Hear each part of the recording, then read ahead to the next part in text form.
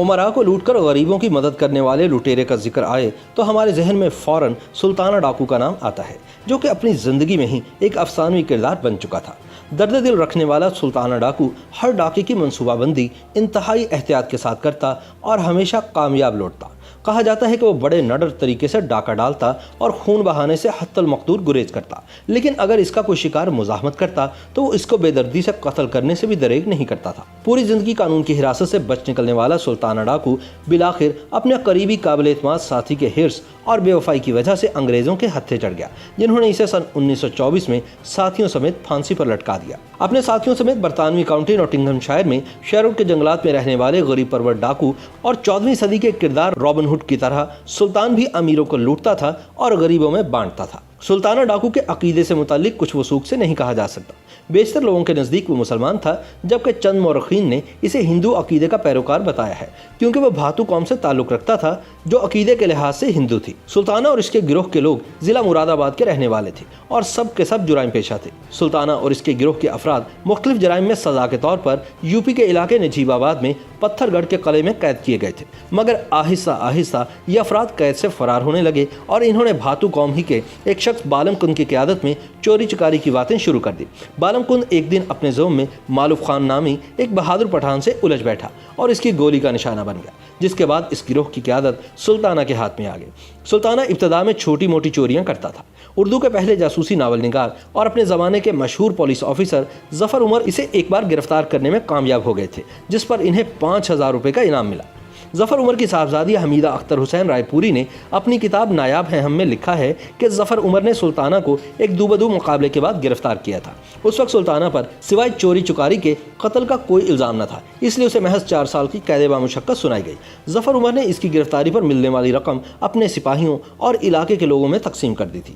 بعد ازاں ظفر عمر نے اردو میں کئی جاسوسی ناول تحریر کیے، جن میں پہلا ناول نیلی چھتری تھا اور اس کی کہانی کا محور سلطانہ ڈاکو ہی تھا۔ رہائی کے بعد سلطانہ نے اپنے گروہ کو اثر نو منظم کیا۔ اس نے نجیب آباد اور سہارنپور کے سرکردہ لوگوں سے رابطے استوار کیے اور اپنے قابل اعتماد مخبروں کا جال بچھا کر مالدار اسامیوں کے گھروں پر ڈاکے مارنا شروع کر دیے۔ سلطانہ ہر ڈاکے کی منصوبہ بندی بڑی احتیاط سے کرتا اور ہمیشہ کامیاب لوٹتا۔ سلطانہ کی کوشش ہوتی کہ کبھی کسی کو جانی نقصان نہ پہنچائے، لیکن اگر کوئی اس کی راہ میں حائل ہوتا تو وہ اسے قتل کرنے سے بھی دریغ نہ کرتا۔ یہ بھی مشہور ہے کہ سلطانہ ڈاکو اپنے مقتولین یا مخالفین کے ہاتھ کی 3 انگلیاں بھی کاٹ ڈالتا تھا۔ امیر ساہوکاروں اور زمینداروں کے ہاتھوں ستائے ہوئے غریب عوام اس کی درازی عمر کی دعائیں مانگتے اور سلطانہ بھی جس علاقے سے مال لوٹتا وہیں کے ضرورت مندوں میں تقسیم کروا دیتا۔ سلطانہ کی ڈکیتیوں اور داد و دہشت کا یہ سلسلہ کئی سال تک جاری رہا، مگر انگریزوں کی حکومت تھی اور وہ یہ صورتحال زیادہ دیر تک برداشت نہ کر سکتے تھے۔ سلطانہ کو پکڑنے کے لیے انگریزوں نے برطانیہ سے فریڈی ینگ نامی ایک تجربہ کار انگریز پولیس افسر کو انڈیا بلانے کا فیصلہ کیا۔ فریڈی ینگ نے ہندوستان پہنچ کر سلطانہ ڈاکو کی تمام وارداتوں کا تفصیلی مطالعہ کیا اور ان واقعات کی تفصیل معلوم کی کہ جب سلطانہ اور اس کے گروہ کے افراد پولیس کے ہاتھوں گرفتاری سے صاف بچ نکلے تھے۔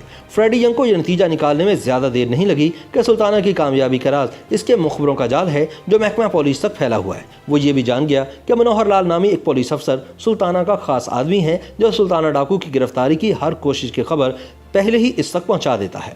فریڈی ینگ نے سلطانہ کو گرفتار کرنے کے لیے بڑی ذہانت سے منصوبہ سازی کی۔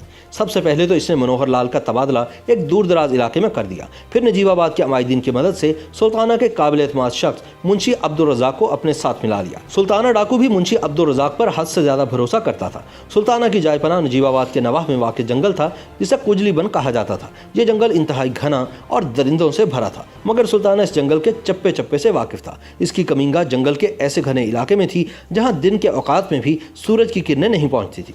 سلطانہ بھیس بدلنے کا بھی ماہر تھا اور اس کے چھریرے بدن کی وجہ سے اسے دیکھنے والا کوئی شخص بھی نہیں جان پاتا تھا کہ یہ سلطانہ ڈاکو ہو سکتا ہے۔ فریڈی ینگ نے منشی عبدالرزاق کی اطلاعات کی بنیاد پر سلطانہ کے گرد گھیرا تنگ کرنا شروع کر دیا۔ سلطانہ ڈاکو جو ہی اپنے قابل اعتماد منشی عبدالرزاق کے بچھائے ہوئے جال تک پہنچا تو سیموئل پیرس نامی ایک انگریز افسر نے اسے اپنے ساتھیوں کی مدد سے قابو کر لیا۔ سلطانہ نے پہلے فائر کرنا چاہا مگر پولیس والے اس کی رائفل چھیننے میں کامیاب ہو گئے۔ اب اس نے بھاگنا چاہا مگر ایک کانسٹیبل نے اس کے پیروں پر رائفل کا بٹ مار کر اسے گرا دیا اور یوں سلطانہ گرفتار ہو گیا۔ فریڈی ینگ سلطانہ کو گرفتار کر کے آگرہ جیل لے آئے جہاں اس پر مقدمہ چلا اور سلطانہ ڈاکو سمیت 13 افراد کو سزائے موت کا حکم سنایا گیا۔ اس کے ساتھ ہی سلطانہ کے بہت سے ساتھیوں کو عمر قید اور کالا پانی کی सज़ा भी सुनाई गई। 7 जुलाई सन 1924 को सुल्ताना डाकू को तख्ता-ए-दार पर लटका दिया गया, मगर उमरा पर इसकी दहशत और आवाम में इसकी दादो-दहश के चर्चे एक अरसे तक जारी रहे। सुल्ताना अंग्रेज़ों से शदीद नफरत करता था। इसी नफरत की वजह से वो अपने कुत्ते को राय बहादुर कहकर बुलाता था। ये एक एजाज़ी खिताब था जो अंग्रेज़ सरकार की जानिब से इनके हिंदू वफादारों को दिया जाता था। सुल्ताना के घोड़े का नाम चीतक था। जिम कार्बेट ने लिखा है कि जिस ज़माने में सुल्ताना पर मुकदमा चलाया जा रहा था, इसकी दोस्ती फ्रेडी यंग से हो गई।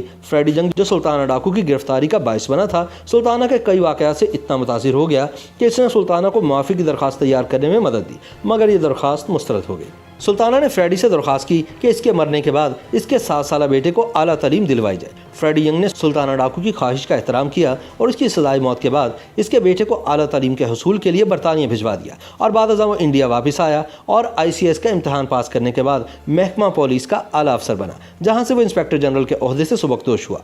सुल्ताना डाकू अपनी ज़िंदगी में ही एक असातीरी किरदार बन चुका था। अवाम इससे मोहब्बत करते थे और इसके किरदार की खूबियों ने इसे अदीबों और फिल्म साजों को अपनी जारी मुतवज्जे किया और इसके बारे में हॉलीवुड, बॉलीवुड और लॉलीवुड में फिल्में बनी। हॉलीवुड में इसके बारे में बनने वाली फिल्म का नाम द लॉन्ग डेविल था, जिसमें सुल्ताना डाकू का किरदार युल ब्रेनर ने अदा किया था। पाकिस्तान में इसके किरदार पर सन 1975 में पंजाबी जुबान में फिल्म बनाई गई, जिसमें सुल्ताना का किरदार अदाकार लाला सुधीर ने अदा किया था। सुल्ताना के किरदार पर सुजीत सराफ ने द कन्फेशन ऑफ सुल्ताना डाकू यानी सुल्ताना डाकू का एतराफ़ी बयान के नाम से एक नावल भी तहरीर किया। YouTube पर गूगली न्यूज देखने के लिए youtube.com की सर्च बार में गूगली न्यूज TV टाइप करें। गूगली न्यूज के पेज पर सुर्ख रंग के सब्सक्रिप्शन वाले बटन पर क्लिक करना ना भूलिए। YouTube पेज पर अपलोड होने वाली वीडियोस से बाखबर रहने के लिए बेल आइकन पर क्लिक कीजिए। आपको हर नई वीडियो के बारे में नोटिफिकेशन मौसूल हो जाएगा।